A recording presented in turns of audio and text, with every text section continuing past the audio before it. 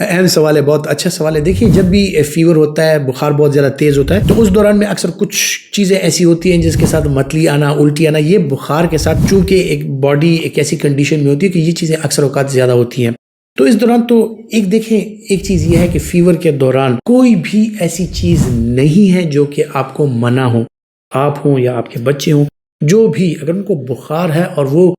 کوئی بھی چیز لینا چاہیں تو وہ بالکل لے سکتے ہیں۔ بخار کوئی ایسی چیز نہیں ہے کہ جس میں آپ کو کسی چیز کی ممانعت ہو یا آپ کوئی چیز کھا نہیں سکتے۔ البتہ آپ کو بخار جس وجہ سے ہوا ہے اس چیز پر بیس کرتی ہے کہ اگر خدا نخواستہ چیسٹ انفیکشن یا گلے کا انفیکشن یا گلا بہت زیادہ زخمی ہے اور گلے میں خراش ہے یا اس طرح کی اور چیزیں ہیں، تو اس دوران میں یقینی طور پر آپ جو ایسی چیزیں ہیں جس طرح کے سرکہ، اچار وغیرہ، اس طرح کی چیزیں جو کہ آپ کے گلے کو مزید اس کو